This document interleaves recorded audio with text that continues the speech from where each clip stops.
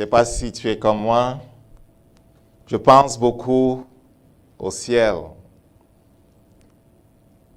Je ne sais pas si tu es comme moi. Il ne se passe pas un jour que je ne pense au ciel.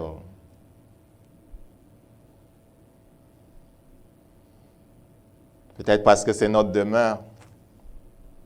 Jésus disait que nous ne sommes pas d'en bas, nous sommes d'en haut. Et à propos du ciel, je pense à un tas de choses. Mais celle que je voudrais comme remettre devant nous encore ce matin, c'est le grand départ. Le grand départ. Je ne parle pas de la mort, quoique quelques personnes vont nous précéder en quittant leur tente. Et je parle du départ final de l'Église de la terre. Les Écritures parlent de ce que, au temps fixé, Jésus-Christ se lèvera et descendra.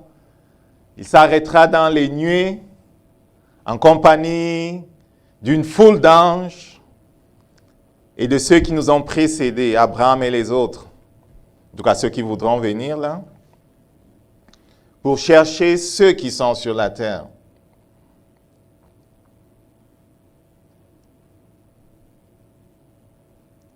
Une fois, le Seigneur m'a donné une vision, j'en ai déjà parlé.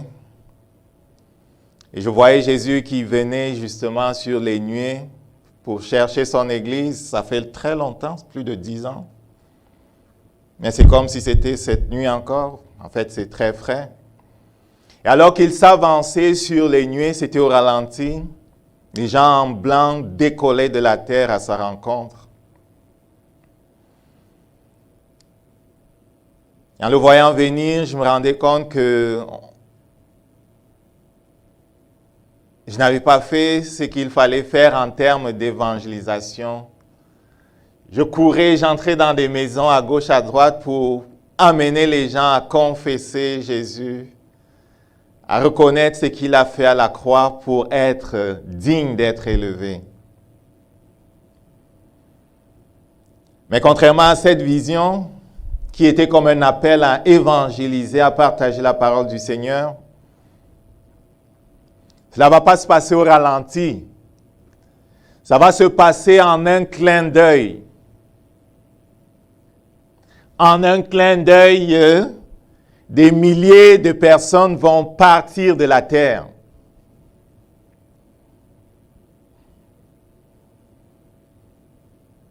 Quelques femmes enceintes qui ne sont pas dignes perdront même les enfants qu'elles ont dans les ventres. Ces enfants partiront.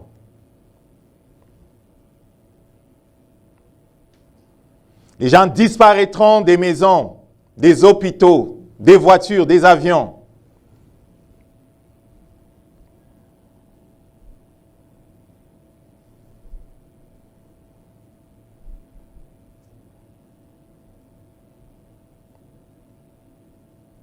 Le Saint-Esprit rassemblera tous ceux qui ont gardé leurs vêtements propres.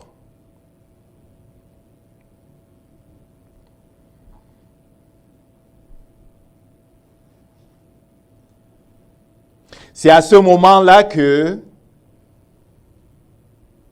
la plupart se rendront compte que quelque chose de grave vient de se passer, même les non-croyants. Et on reportera sur toutes les chaînes de télévision ce qui s'est passé.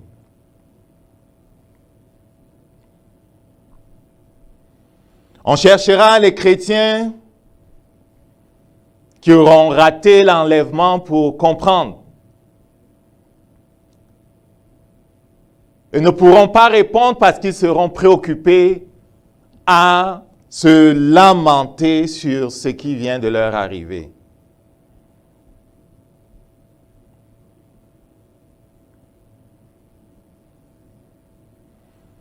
Il y aura une grande confusion. Il y aura une grande joie pour ceux qui vont s'élever. une très grande joie, mais il y aura une très grande confusion pour ceux qui vont rester.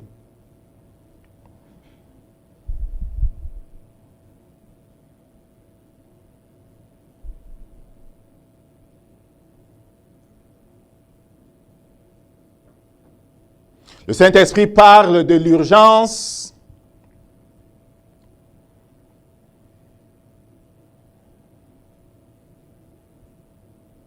et du focus qui doit être le nôtre alors que nous sommes à la fin.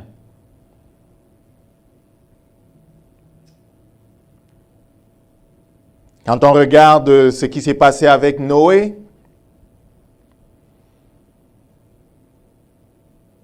il est dit que c'est pendant environ 120 ans qu'il construisit l'arche de l'Alliance. Les gens le voyaient, se moquaient de lui et disaient que jamais ça n'arrivera un déluge sur la terre.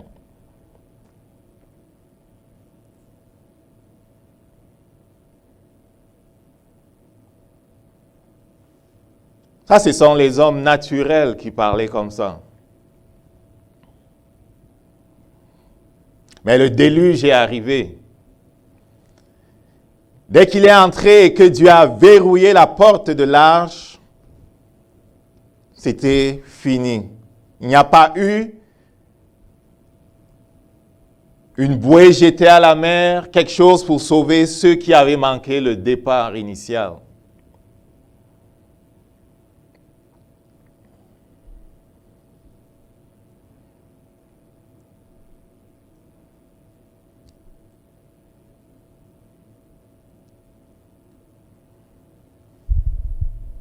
Je ne veux pas nous faire peur, mais je veux que l'on n'oublie pas qu'est-ce qui est vraiment important.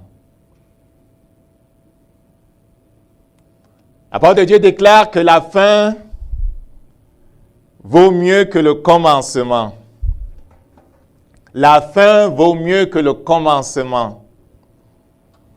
Beaucoup ont commencé par l'esprit, mais ont abandonné leur premier amour et ont abandonné le chemin étroit de la consécration à Dieu, se disant, depuis longtemps qu'on dit qu'il vient, des années sont passées, des siècles sont passés, des gens sont nés, des gens sont morts, on n'a pas vu son avènement. Méfie-toi. Parce qu'il y a deux départs. Je parle du grand départ, mais chacun de nous a son départ. Et la même confusion saisit ceux qui, quittant le train de la vie, se retrouvent pas correctement vêtus ou sales. Les anges ne négocient pas. Le Saint-Esprit ne négocie pas. Ce sont des lois spirituelles qui dirigent ces choses. C'est pour ça que sur la terre aujourd'hui encore, il dit, recherche la paix avec tous les hommes et la sanctification sans laquelle nul ne verra Dieu. La sanctification sans laquelle nul ne verra Dieu. Ça veut dire quoi? Ça veut dire tu dois faire tous tes efforts pour entrer par la porte étroite, disait Jésus. N'y a-t-il que peu qui seront sauvés? Posait la question à ses disciples. Il a dit, efforcez-vous pour entrer par la porte étroite. Il y a beaucoup de manipulations qui ont lieu dans le monde spirituel afin que nous soyons distraits. Ne sois pas distrait. Une seule chose est vraiment importante. Accomplir ce qui est écrit de toi. Garder ton vêtement propre.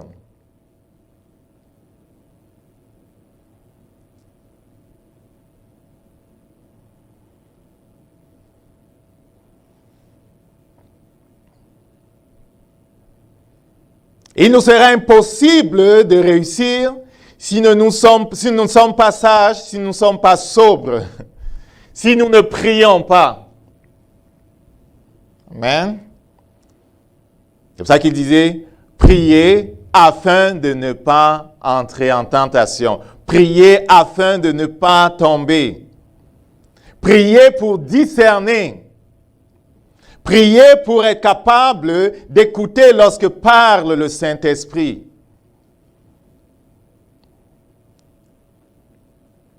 Priez pour être capable de résister aux attaques qui se font de plus en plus insidieuses et dévastatrices.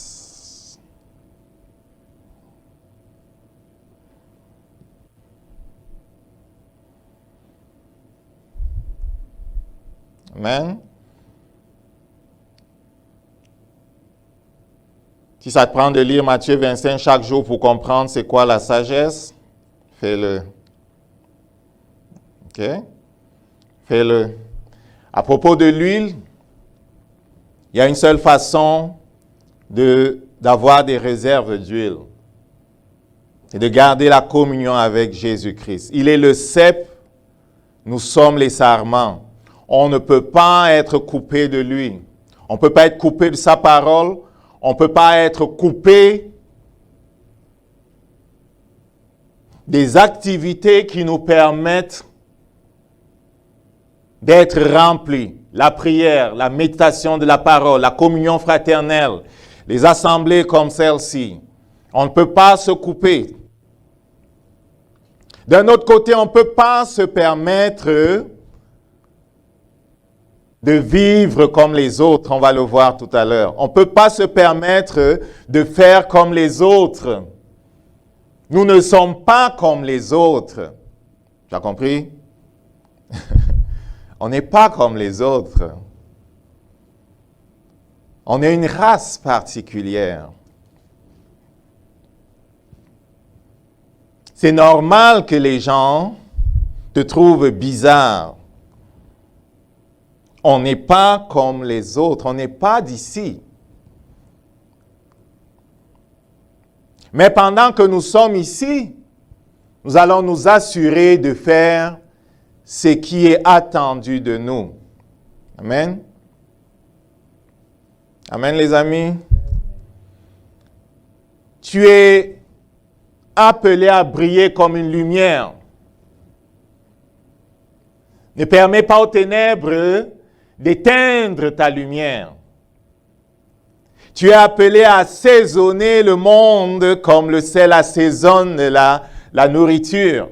Ne permets pas au monde de te faire perdre ta saveur, de te faire perdre ton goût, de t'assimiler.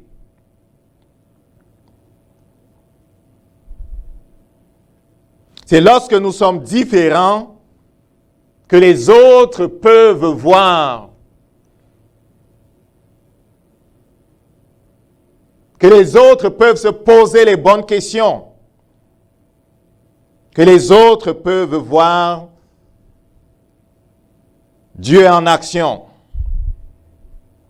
Mais si nous nous vautrons avec eux dans les choses de ce monde, nous ne jouons pas notre rôle. Amen. Pour être capable de jouer de façon effective notre rôle, nous avons besoin du Saint-Esprit. On rappelle que pour cette année, le thème, c'était « Saint-Esprit, mon ami ». Saint-Esprit, mon ami. Et très tôt dans l'année, nous disions que l'urgence pour nous de le connaître venait de ce que Dieu ne fait rien sans le Saint-Esprit. Lorsque Marie reçoit la nouvelle qu'elle va enfanter de façon miraculeuse, c'est lui qui allait être le sauveur du monde, l'ange Gabriel lui dit clairement que c'est par le Saint-Esprit que cela va se faire. Elle reçoit la parole de Dieu et c'est par le ministère du Saint-Esprit que cela va se faire. Terminant son ministère, Jésus-Christ explique à ses disciples qu'il faut qu'ils partent de la terre, qu'il est avantageux pour eux qu'ils s'en aillent. Les disciples ne comprenaient pas.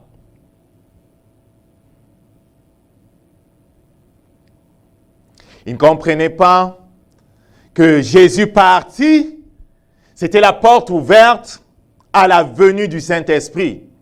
Et le Saint-Esprit venu, c'est mieux que quand Jésus était sur la terre. Est-ce que quelqu'un comprend ça? La phase dans laquelle nous sommes est meilleure que quand Jésus marchait sur la terre. Et quand Jésus-Christ marchait sur la terre, c'est bien mieux que quand Abraham et les autres étaient sur la terre.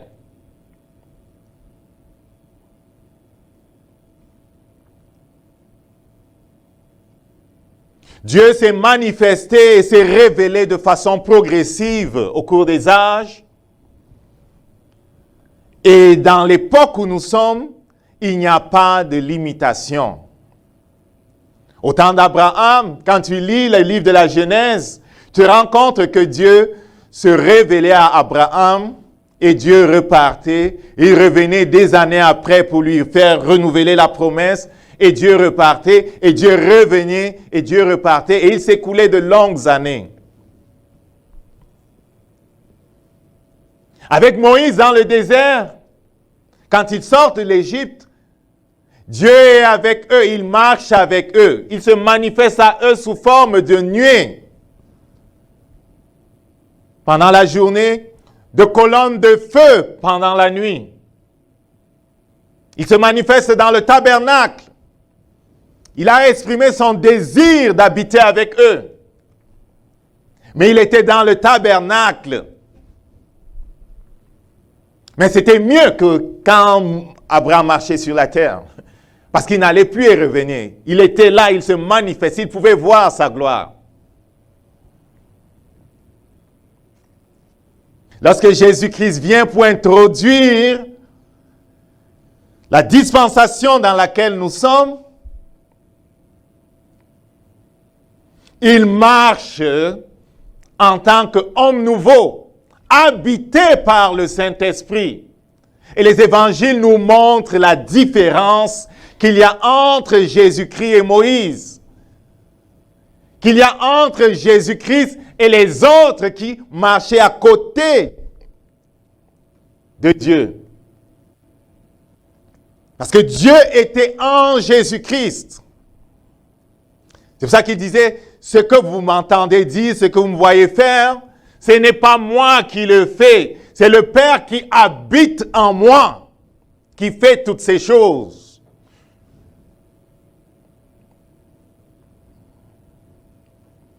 Il est avantageux pour vous que je m'en aille. Pourquoi? Parce que le Saint-Esprit que vous connaissez, qui vous a accompagné là où je vous ai envoyé prêcher, ne sera plus simplement avec vous, à côté de vous, vous accompagnant dans vos missions. Mais il sera en vous, comme il a été en moi, comme vous l'avez vu agir en moi.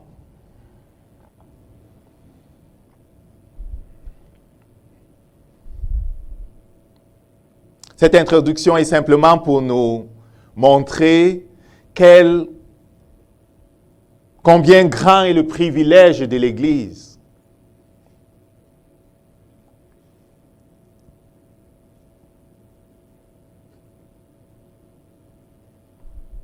Ceux qui nous ont précédés, nous disent les Écritures, ont regardé de loin en lisant les prophéties, ce qui était dit de l'Église qui venait, ce qui était dit du Messie et de la génération qui descendrait de lui. Ils savaient que c'était quelque chose d'extraordinaire. Ils avaient vu Dieu descendre sur le mont Sinaï, connaissaient sa puissance, sa grandeur, sa gloire. Ils savaient à propos de cette dispensation que ce Dieu qu'ils avaient vu sur la montagne habiterait en l'homme.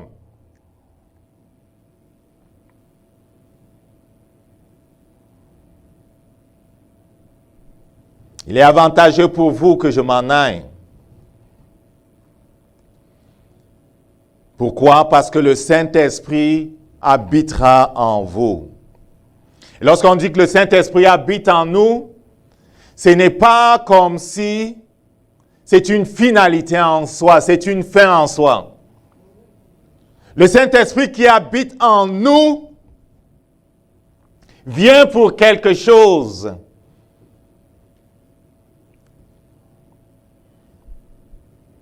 Il ne vient pas pour être silencieux. Il vient pour prendre toute la place. Il vient pour se manifester à travers nous. À propos de l'œuvre qui est écrite, à propos de l'œuvre que nous avons à accomplir et des choses qui sont écrites de nous, il n'est pas question de les faire avec la force naturelle. Dieu ne t'appelle pas à t'appuyer sur ta sagesse pour faire les choses de Dieu.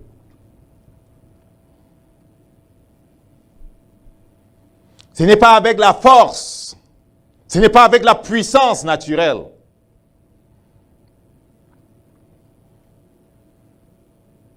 C'est avec les habiletés, la capacité du Saint-Esprit. En fait, c'est lui qui, habitant en nous, fait les choses. Que nous soyons seuls dans le monde ou que nous soyons dans l'Église en assemblée, c'est lui qui fait les choses.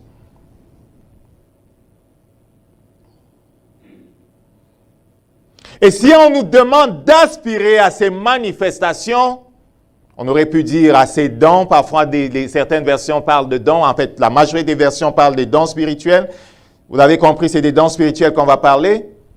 Lorsqu'on nous demande d'aspirer à ces dons ou manifestations, c'est parce qu'en ce qui concerne les choses spirituelles, c'est seulement ceux qui ont faim et soif qui vont voir ce que Dieu donne. Ce n'est pas pour ceux qui sont rassasiés. Ce n'est pas pour ceux qui ont d'autres choses plus importantes à faire.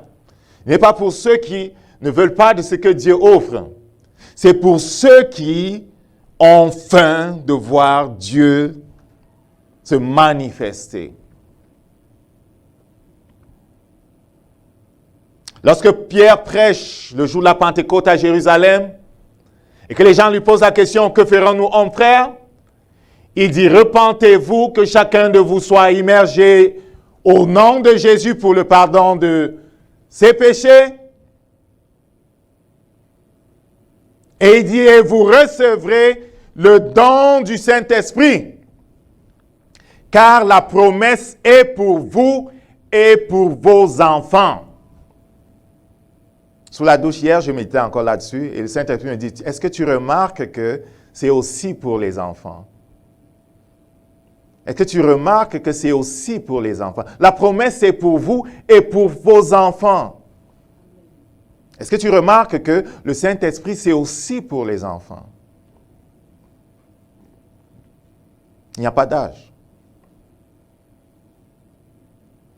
Parce qu'il a fait monter la louange de la bouche des enfants. Ce n'est pas toujours une louange intelligente. Amen. Même par le Saint-Esprit, les enfants sont appelés à le louer. Et il dit, pour tous ceux qui sont au loin, il parlait de nous, en aussi grand nombre que Dieu les appellera. Le Saint-Esprit qui vient avec l'intention, Jésus-Christ a dit,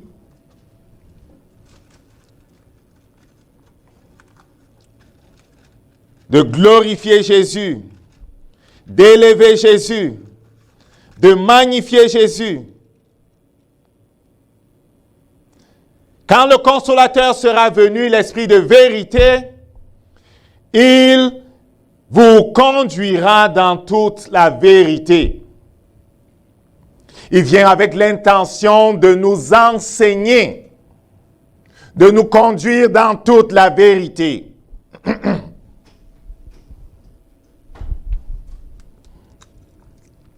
Celui que vous voyez devant vous n'a pas toujours été comme ça.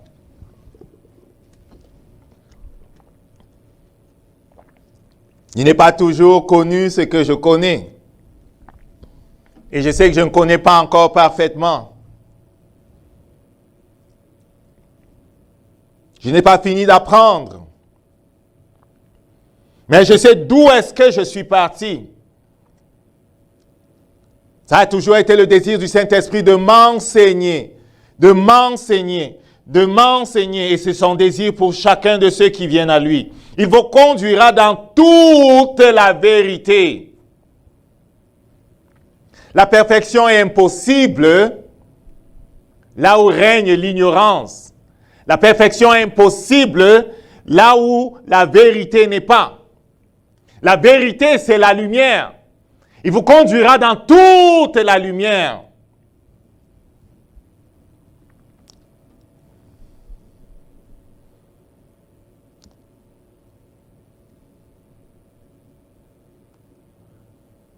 Le Saint-Esprit devait nous conduire ou doit nous conduire dans toute la vérité. Il ne parlera pas de lui-même, mais il dira ce qu'il aura entendu. Il dira ce qu'il aura entendu quand? Tout le temps, tous les jours. Le Saint-Esprit parle tous les jours, tout le temps. Tout le temps, tous les jours. Hier, je suis allé dans une boutique pour acheter quelque chose. On a envoyé quelques affaires au Cameroun pour l'Église Vie pour Christ Cameroun. Un jeune homme qui s'est bien occupé de moi, qui a proposé de m'accompagner à mon auto pour charger la voiture. En tout cas, j'avais comme 2-3 affaires que je tenais. J'avais les mains pleines. On arrive à l'auto. Et même déjà pendant que je payais, le Saint-Esprit disait que tu dois lui parler. Hein? Ne t'en va pas sans lui dire à propos de Jésus, tu as compris? Amen.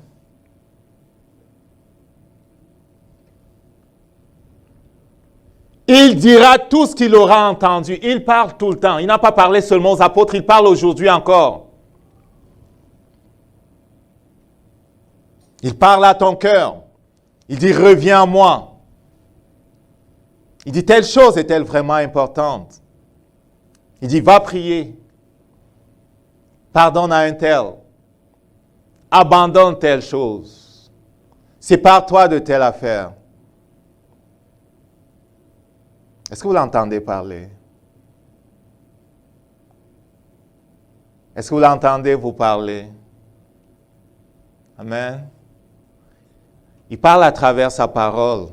Lorsque tu lis, considère que c'est lui qui parle. Amen. Et habitue-toi à faire ce qu'il dit. Oublie les conséquences. Dieu s'arrange avec les conséquences.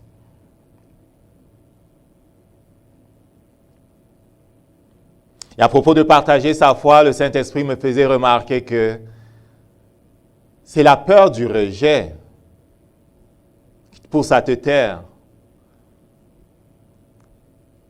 C'est la peur du rejet qui te pousse à te taire.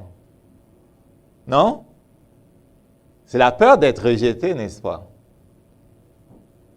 On ne fait qu'offrir. Nous ne faisons qu'offrir. On offre, on ne force rien là. On offre simplement, on dit ce qui est vrai. En 2-3 minutes. Mais c'est la peur du rejet qui nous retient.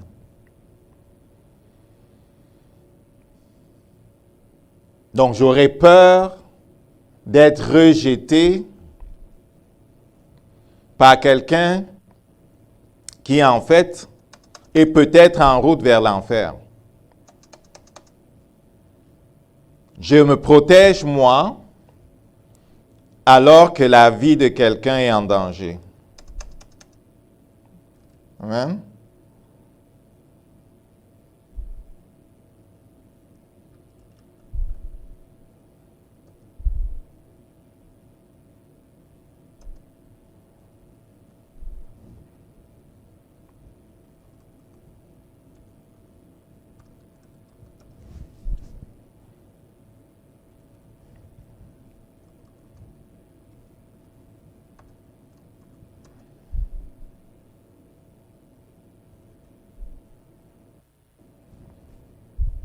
Excuse-moi, j'ai été déconnecté. Je voudrais te partager les versets là.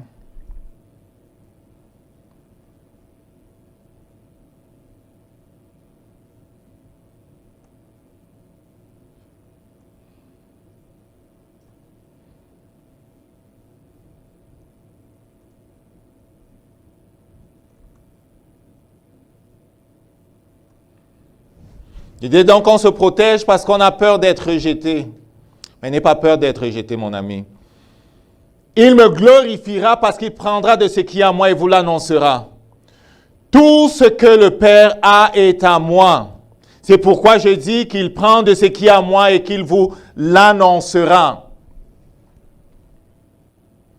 Le Saint-Esprit vient pour nous enseigner. Le Saint-Esprit vient pour que nous soyons des disciples accomplis. Il vient avec l'intention de se manifester, mais il se manifeste plus dans la vie de ceux qui, comme Marie, la sœur de Marthe, choisissent de façon intentionnelle de boire ce qui est à Dieu, de boire ce qui vient de Dieu. Le choix sera toujours le nôtre de poursuivre les choses de Dieu, de les désirer comme il demande qu'on les désire, ou de poursuivre les autres choses. Sans le savoir, en fait, le Saint-Esprit nous met sur le chemin où il y a une certaine loi spirituelle, en fait, qui régit les choses. Je ne sais pas si vous êtes déjà rendu compte que quand tu mets ta tête sur quelque chose et que ça domine tes pensées, la chose là, tu finis par la réaliser. Ce n'est qu'une question de temps. Si tu rêves Australie tout le temps, je veux vivre en Australie, même dans 10 ans, tu vas te retrouver en Australie, tu sais ça? Tu sais ça? Tu sais ça? Je ne suis pas arrivé au Canada par hasard. À un moment donné, je rêvais Canada. Tu comprends? Le fait d'aspirer aux manifestations du Saint-Esprit, en fait, est une invitation de Dieu à nous placer dans cet endroit où la loi spirituelle, que certains appellent l'attraction, va travailler en notre faveur. Parce que Dieu va te trouver devant ces choses-là, désirant ces choses-là. Tout ton être sera vers ces choses-là. Ça va comme venir vers toi. There's a kind of pull. Il y a comme quelque chose qui attire. C'est comme si quand ton cœur est rempli de quelque chose, la chose là vient à toi. Si ton cœur est rempli de mondanité, les mondanités viendront à toi. Si ton cœur est rempli de séduction, les ça qui viendra. Si ton cœur est rempli, je ne sais pas de quoi, de vol, c'est le vol qui va caractériser ta vie. Si ton cœur est rempli de je ne sais pas de quoi, de jalousie, c'est ça qui va être plein autour de toi. Aspirer, c'est désirer ardemment. Désirer ardemment que Dieu se manifeste. Pourquoi? Parce qu'on a vu dans sa parole avec Jésus qu'il se manifestait. Et que Jésus a dit, c'est lui qui croit en moi, les choses que j'ai fait, il va le faire. Et qu'on voit avec les premières églises que le Saint-Esprit agissait puissamment au milieu d'elles, il se manifestait. Parce que Dieu a dit à quelque part, si quelqu'un m'aime, en fait, c'est Jésus qui parle. Si quelqu'un m'aime, le Père l'aimera. Nous viendrons chez lui faire notre demeure. Nous nous manifesterons à lui. Il a fait la promesse que si on l'a pour focus et qu'on désire les choses dont il parle dans sa parole, elles vont se manifester en nous.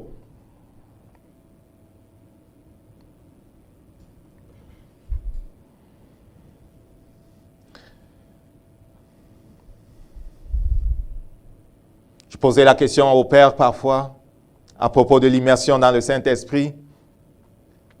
Père, lorsque le Saint-Esprit était venu sur les premières églises, plusieurs choses se passaient.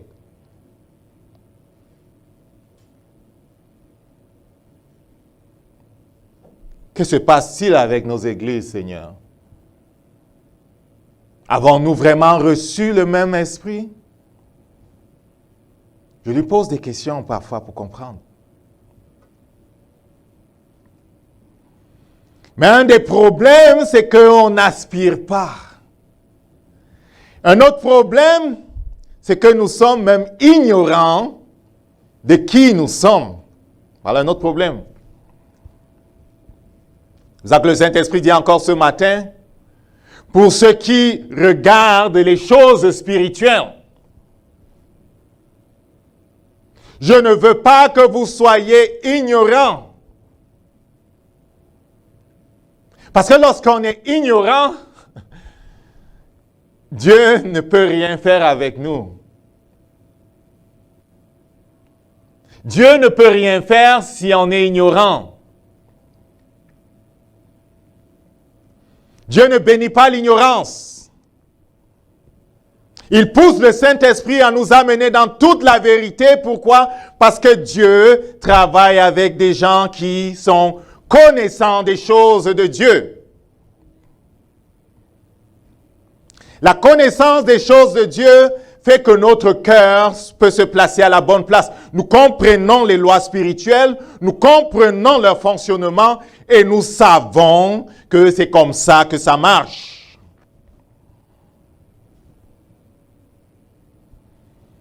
Ce témoignage d'un homme puissant de Dieu, Smith Wigglesworth, à qui le Seigneur avait fait grâce d'être comme quelqu'un par qui ou à travers qui le Saint-Esprit œuvrait puissamment. Et lorsqu'il tenait des réunions de prière pour les malades, il faisait toutes sortes de choses que les gens qui ne comprenaient pas sa façon de faire ou ne connaissaient pas le Saint-Esprit trouvaient bizarre. Et sa façon d'opérer dans la guérison était vraiment spéciale.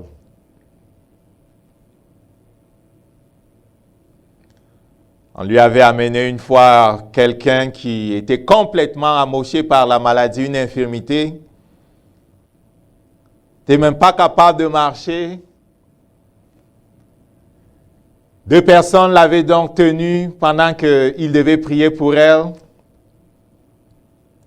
Et il dit aux personnes, laissez-la. Les gens étaient comme interloqués. Comment elle n'est même pas capable de marcher? On la tient debout pour que tu pries. Toi, tu dis, laissez-la. Si on la laisse, il va tomber. Il dit, laissez-la. Il commande. Il la laisse, effectivement, elle tombe. Il dit, ramassez-la. On la ramasse. Mettez-la debout. Pendant que la personne agonise, il dit, laissez-la. Il dit que, mais si on la laisse, laissez-la. On la laisse, elle tombe encore. Il dit, reprenez-la. On la reprend. Il dit, laissez-la. Les autres disent, you old man, il dit, si vous connaissez, est-ce que vous connaissez mon business? C'est moi qui vous dis, laissez-la. Il la laisse. La madame ne tombe plus, mais la grosse poche de cancer qui était sur elle tombe. Il connaissait l'opération du Saint-Esprit, vous comprenez? Et il pouvait faire ces choses qui sont bizarres. Parfois, tu te ramenais devant lui, il te boxait. Si c'était que tu avais mal au ventre, il te boxait dans le ventre. En fait, il disait, I'm kicking the devil out. Amen. Ne dis pas qu'il faut boxer tous les gens qui ont mal quelque part. Hein? Mais il fonctionnait avec le Saint-Esprit. Et quand il avait fini de boxer, le diable était parti. Rassure-toi que si tu vas boxer, ça va avoir le même résultat. Mais il fonctionnait avec le Saint-Esprit. Je suis en train de dire quoi? Sur l'ignorance, Dieu ne veut pas que nous soyons ignorants. Dieu veut que nous comprenions les choses de Dieu. Il veut que tu connaisses qui tu es. La première chose que tu dois savoir, c'est que tu n'es pas un homme comme les autres. Cesse de te prendre comme les autres. Cesse de te rabaisser. J'entends parfois des chrétiens qui disent « Je ne suis qu'un homme ». Oui, tu n'es pas qu'un homme. Ce n'est pas vrai que tu n'es qu'un homme. Tu n'es pas qu'un homme. Le chrétien n'est pas qu'un homme. Le chrétien est un homme qui a été sauvé par le sang de Jésus-Christ, qui est né d'en haut, qui est une nouvelle création et en qui habite le Dieu du ciel. Il n'est pas qu'un homme. Non, il n'est pas qu'un homme. Il est une nouvelle création.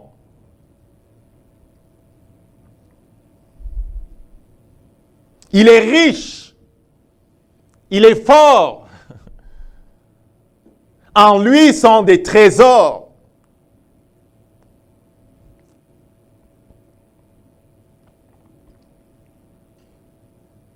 Et ce n'est pas au monde de te dire qui tu es.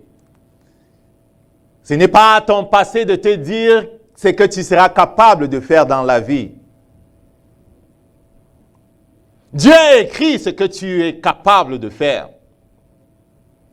Est-ce que tu crois qu'il y a des choses écrites à propos de toi? Ça commence là. Hein? Si tu ne crois pas, commence à lire le psaume 139. Quand tu arrives aux alentours du verset 14, 15 et 16, tu vas voir que David, notre frère, dit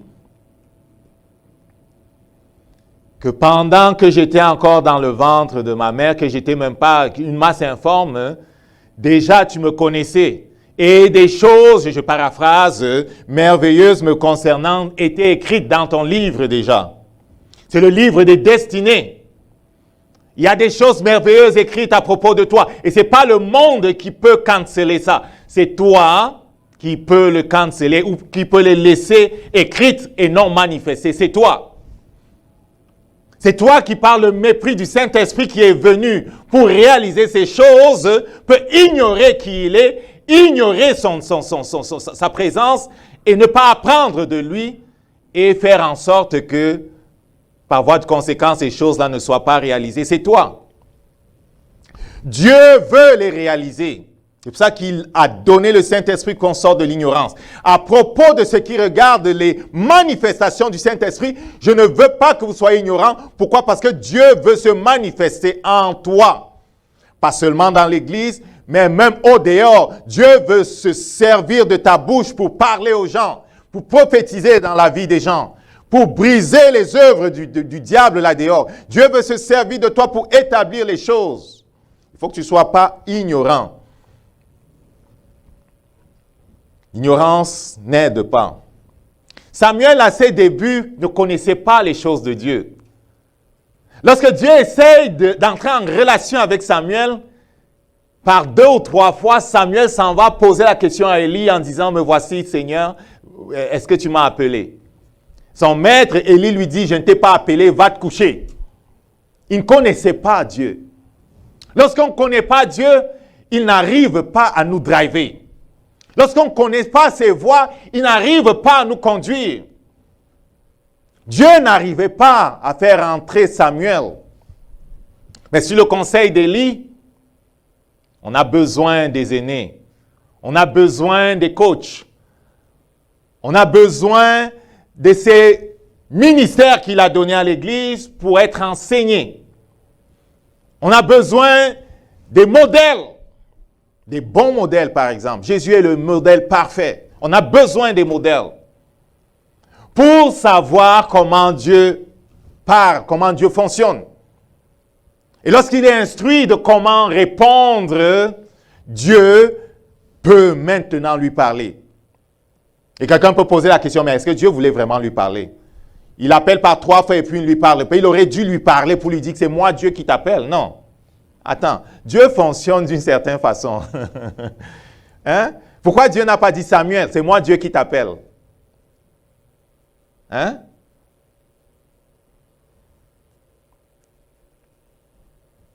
Dieu fonctionne d'une certaine façon. Amen. Dans ce cas précis, je pense qu'il voulait que Samuel continue de rester soumis à Élie, continue de rester soumis à Élie, bien que Dieu l'avait choisi pour remplacer Élie. Vous avez compris? Certains, à partir du moment où ils commencent à être utilisés par Dieu, ne respectent plus personne, n'arrivent plus à se soumettre aux autorités. On ne peut plus leur parler. Ils ont eu une vision. Ils ne se soumettent plus à personne.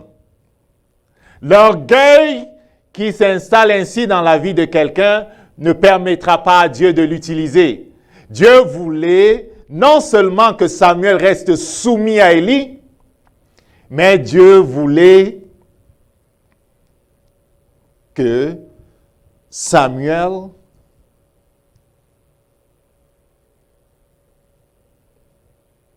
étant enseigné par Élie, ouvre la porte de lui-même. Ouvre la porte de son cœur de lui-même sans avoir été forcé. Parle, Seigneur, ton serviteur écoute. Il a ouvert la porte de lui-même, il n'a pas été impressionné ou forcé. Parle, Seigneur, ton serviteur écoute. Ça, c'est un exemple rapide en passant. Sur l'ignorance de ce que nous avons dans le Saint-Esprit, il y a une autre histoire que j'ai lue. C'était l'histoire d'une femme qui s'était occupée dans ces derniers jours d'un monsieur qui avait beaucoup de richesses.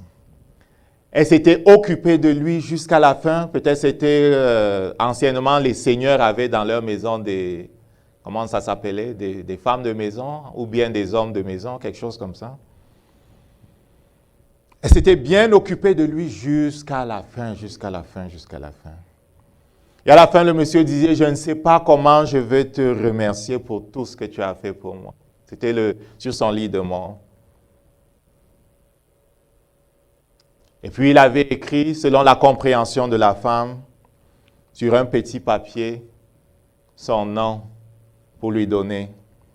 Lequel petit papier la madame avait mis dans un tableau et gardé précieusement sur un mur. Plus tard, dans son vieil âge, elle était dans une maison où on s'occupait des personnes âgées. Et comme elle aimait le monsieur, d'un amour, comment dire ça, pur, c'est pas l'amour, l'autre amour, c'est un amour pur parce que c'était quelqu'un qui était dans sa vie et qu'elle avait pris soin de la personne. Elle avait gardé ce tableau comme étant un trésor. Quand on reçoit quelque chose de quelqu'un avec qui on a eu des choses comme quelqu'un qui était un ami, parfois on aime à garder ces choses-là. Donc elle avait gardé ça. Pendant qu'elle était donc dans cette maison où on s'occupait des veuves, des pauvres, un homme de Dieu qui visitait les pauvres, un jour se retrouve dans sa chambre et voit justement sur son mur ce petit papier. Il dit, mais madame, est-ce que je peux... c'est quoi ce papier? Elle lui explique toute l'histoire. Elle lui explique toute l'histoire et elle dit, il m'a même donné ce petit papier que j'ai encadré. Il dit, est-ce que je peux l'avoir? Il dit, non, j'ai peur que tu le perdes. Le monsieur, après l'avoir rassuré qu'il ne perdrait pas son petit papier, elle a accepté qu'il le prenne avec lui. Le monsieur prend, il s'en va à la banque et il parle avec les banquiers qui disent que, mais, il y a ici un tas d'argent que le monsieur avait laissé, mais personne n'avait jamais réclamé. La femme était ignorante. Elle avait reçu un chèque. Elle était ignorante de ce que c'était. Elle avait plastifié et gardé chez eux. Et elle a passé toute sa vie à vivre dans la pauvreté. Elle était dans une maison où on s'occupait des pauvres, alors qu'à la banque, il y avait des millions à son nom. Quand l'homme de Dieu parle avec le banquier, on fait ce qu'il faut pour l'ouverture d'un compte pour la madame et le transfert des millions de pounds qui lui en tout cas des pounds qui lui appartenaient. Et le monsieur a fait des démarches pour lui construire une maison digne de ça. Il n'avait pas besoin d'être dans une maison où tout le monde est pauvreté et pour transférer des biens. L'histoire de cette femme nous parle de l'histoire de beaucoup de chrétiens qui sont riches et qui ne savent pas qu'ils sont riches. C'est sur l'ignorance. Dieu ne veut pas que tu ignores que tu es riche. Amen. Il dit au verset 2, « Vous savez que vous étiez gentils. » Le mot « gentil » là, c'est un mot qui dit « vous étiez païen ». C'est païen. Les gentils là, c'est païen. Vous ne connaissiez pas Dieu avant. Toi, moi, là, on ne connaissait pas le Dieu d'Israël, on ne connaissait pas Yahvé, là. Et alors qu'on ne le connaissait pas, on était entraînés après des idoles muettes. Les Corinthiens, l'église de Corinthe, c'est quelque part en Grèce, ils adoraient toutes sortes de dieux, les Jupiter, les Vénus et toutes les autres. Artémis et toutes les autres, ils adoraient tous les autres dieux. Ils ne connaissaient pas le Dieu d'Israël. Et même les Juifs qui avaient émigré là-bas avaient adopté pour beaucoup la culture hellénique. Ils ne connaissaient pas le Dieu d'Israël. Ils connaissaient les dieux égyptiens, ils connaissaient les dieux roumains, ils connaissaient les dieux grecs. Ils connaissaient les dieux de la Mésopotamie, ils ne connaissaient pas le Dieu d'Israël. Vous étiez gentils et vous étiez entraînés à des idoles muettes, selon que vous étiez menés. Tout ça pour dire quoi? Tout ça pour dire, ou pour contraster avec le Saint-Esprit qui, étant en nous, n'est pas muet. Le Saint-Esprit qui habite en nous n'est pas muet. Le Saint-Esprit n'est pas une idole muette. Quelque chose que l'on prend et que l'on met en nous et puis that's it. C'était avant que les gens achetaient des statues, ils mettaient dans leur maison et dans un coin qui était réservé comme un hôtel réservé aux dieux. Et c'était là, le Dieu était là, on lui apportait quelques offrandes, c'était assez là. Le Dieu qui habite en nous parle.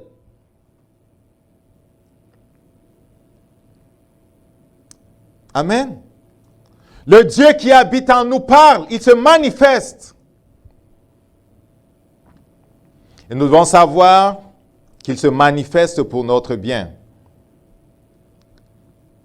Et le verset 3 nous permet de comprendre comment savoir si c'est lui qui se manifeste. Ce n'est pas tous ceux qui disent Seigneur, Seigneur, là, qui sont de Dieu, vous savez. Comment savoir si c'est lui qui se manifeste? Lorsque Jésus est glorifié, nous savons que c'est lui qui se manifeste. Lorsque c'est l'homme qui est élevé, lorsque c'est l'homme qui est glorifié, lorsque c'est autre chose qui est mis en avant, ce n'est pas le Saint-Esprit. Amen. C'est dans une organisation, dans une église, vous voyez que l'accent est mis de façon anormale sur l'homme. Faites attention. Parce que là où est le Saint-Esprit, c'est Jésus qui est mis en avant. Oui, l'honneur qui est dû doit être donné à tous, grands ou petits. Mais la première place doit rester à Dieu. Et personne donc qui est mu par le Saint-Esprit, animé par le Saint-Esprit, ne peut, de façon consciente ou inconsciente, maudire Jésus, descendre Jésus, voler la gloire qui va à Jésus. Celui qui est mu par le Saint-Esprit recherche à glorifier Jésus. Et toi, homme nouveau, c'est la glorification de Jésus qui est comme ton plus grand projet. Glorifier Jésus. Amen. Pourquoi tu existes? C'est pour le glorifier. Est-ce que tu comprends ça? Tu n'existes pas pour toi-même. La fleur n'existe même pas pour elle-même. Les montagnes n'existent pas pour elles-mêmes. Rien n'existe pour elle-même. Tout existe pour lui. Tout existe par lui et pour lui. Et c'est bien comme cela. Lucifer a cru un jour pouvoir changer cet ordre. Il a été mis hors du ciel. Amen.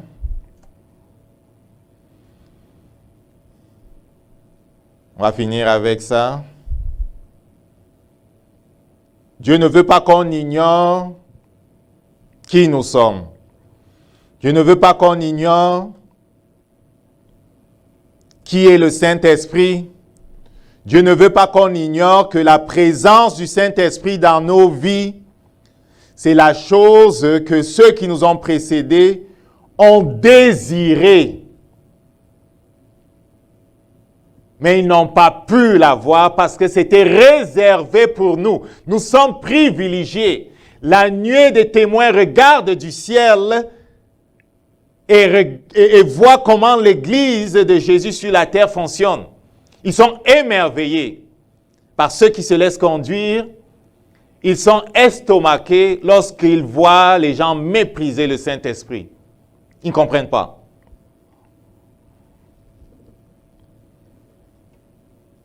Il y a diversité de manifestations. Il n'y a pas qu'une seule. Il y a plusieurs manifestations. Il y a plusieurs manifestations. Il y a plusieurs dons. Tu vois, j'aime pas beaucoup utiliser le terme don parce que il y a en réalité un seul don. J'ouvre une parenthèse que je veux refermer rapidement. Je veux que tu retiennes ça, il y a un seul don. Que ferons-nous, hommes frères? Repentez-vous. Que chacun de vous soit immergé au nom de Jésus pour le pardon de vos péchés et vous recevrez le don du Saint-Esprit. Il y a un seul don, le don du Saint-Esprit. Le Saint-Esprit, lorsqu'il vient maintenant, il se manifeste de plusieurs façons. Les gens ont mis don, mais je préfère manifestation. Il y a une diversité de manifestations qui viennent de l'Esprit qui est venu habiter en nous. Le don, c'est le Saint-Esprit qui se manifeste de diverses façons. Et il se manifeste dans le cadre des appels qui sont les nôtres. Il se manifeste dans le cadre des ministères. Quand on dit ministère, c'est le travail que Dieu te donne dans son Église, la part que Dieu te donne dans l'Église. Chacun de nous a un ministère. Chacun de nous a un travail à faire. Le premier ministère que nous avons tous, c'est celui de la réconciliation. Nous sommes appelés à amener les gens vers Jésus-Christ.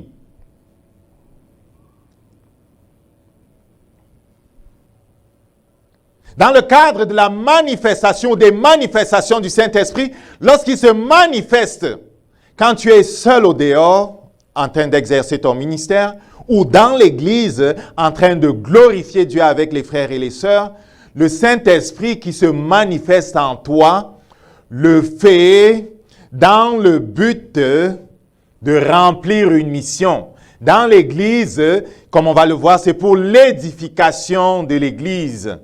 C'est pour l'édification de ceux et celles qui sont dans l'Église.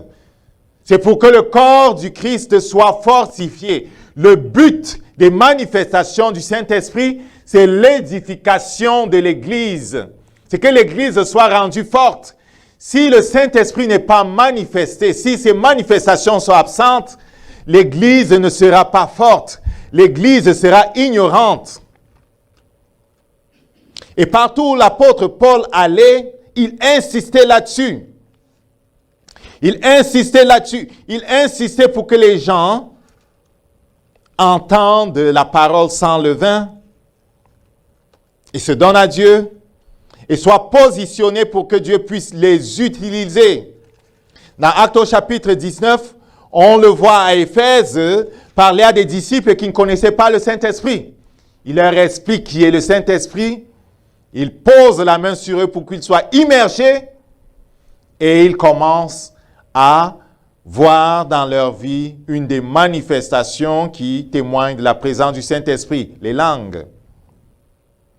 On le voit écrivant aux Romains à l'église de Rome, qui était à Rome, et il est dit au verset 11, Romains 1, verset 11, « Je désire vous voir pour vous communiquer quelques dons spirituels, afin que vous soyez affermis. » Afin que nous soyons encouragés ensemble au milieu de vous par la foi qui nous est commune à vous et à moi. Donc, il voulait qu'il soit édifié. Sans la manifestation ou les manifestations du Saint-Esprit, pour dire vrai, sans les manifestations du Saint-Esprit, il est impossible d'être un disciple accompli, un disciple fort. Il ne va pas se manifester dans ta vie ou dans l'Église d'une seule façon, il va se manifester de plusieurs façons. Il va se manifester dans le cadre des ministères qu'il a donnés à l'Église et à toi-même. Il y a une diversité d'opérations, mais le même Dieu. Veux-tu que tu remarques que les trois personnes de la Trinité apparaissent ici. Le Saint-Esprit qui est présent en nous, qui se manifeste. Les disciples, toi et moi, qui remplissons les ministères que Jésus nous a donnés, qui entrons dans l'œuvre de Dieu. Et la diversité d'opérations a trait à ce que Dieu, qui est celui qui est au-dessus de tous, est en train de faire. Dieu est celui qui opère dans le monde. Dieu règne dans le monde. À cet instant, Dieu accomplit des choses extraordinaires sur toute la terre. Il le fait à travers ses disciples, à travers ses églises. Dieu opère à travers toi et moi. Et Dieu ne peut pas opérer là où il y a l'ignorance. Il veut opérer des délivrances, il veut opérer des guérisons, il veut opérer des transformations dans les nations. Il veut opérer dans les couples, il veut opérer dans les enfants, il veut opérer des changements majeurs. Il veut accomplir ses desseins. Il le fait à travers toi et moi, qui avons été positionnés dans l'Église, dans des rôles précis qui s'appellent ministères, et qui avons été capacités par le Saint-Esprit qui agit continuellement dans nos vies. Il ne faut pas oublier ça.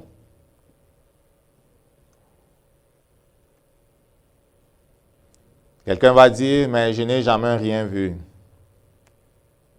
Le verset 7 de 1 Corinthiens 12 dit, à chacun est donné, la version Martin dit, la lumière de l'Esprit pour procurer l'unité commune.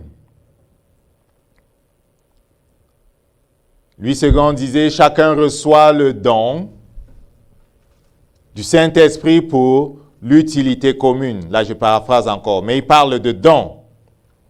Je veux que tu saches que celui en qui le Saint-Esprit est venu habiter manifestera le Saint-Esprit. Amen. As-tu reçu le Saint-Esprit lorsque tu as cru? Amen. On va voir les différentes manifestations la prochaine fois, on va se lever debout. On va voir les prochaines manifestations la prochaine fois. On va entrer en détail dans chacune d'elles pour que lorsqu'elles sont en activité dans l'Église ou dans notre vie, nous sachions qu'est-ce qui est en opération, qu'est-ce qui est en train de se faire. Nous sachions ce qui est en train de se passer et puis nous sachions comment collaborer avec le Saint-Esprit. Chacun qui a reçu le don, potentiellement, peut manifester les 9 dons qui sont listés dans 1 Corinthiens 12, du verset 8 au verset 10. Il peut potentiellement les manifester. Pourquoi? Parce que c'est le Saint-Esprit qui choisit de se manifester. Potentiellement, parce qu'on l'a en nous, il peut choisir de s'exprimer soit d'une façon, soit d'une autre. Notre rôle, c'est simplement d'être ouvert et d'être dans la foi et de reconnaître qui nous sommes.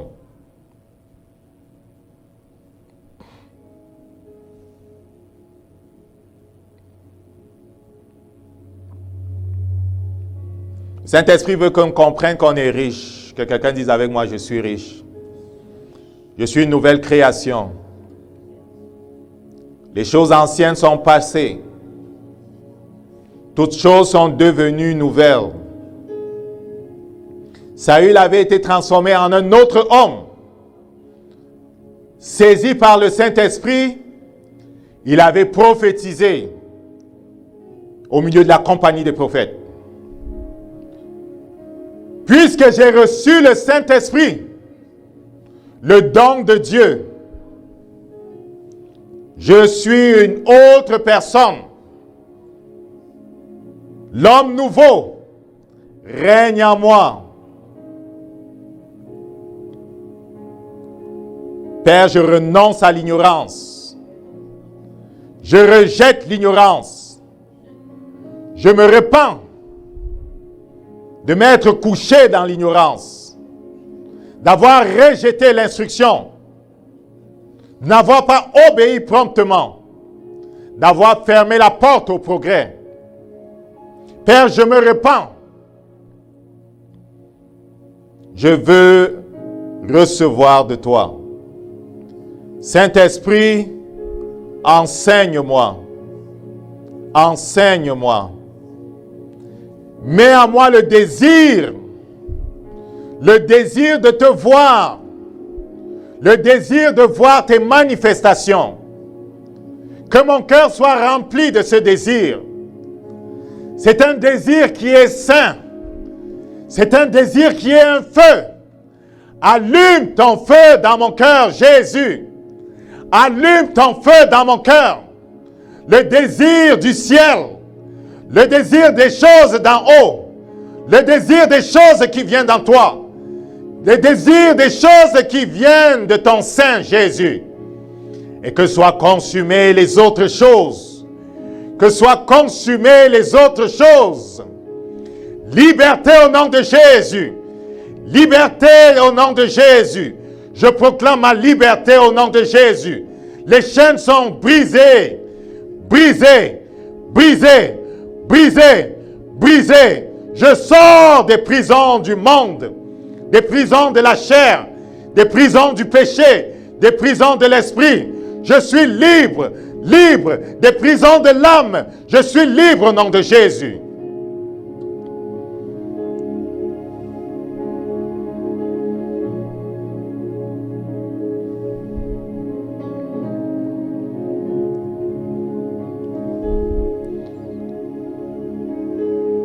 Je vais prier, Père, nous recevons par la foi ce que tu donnes.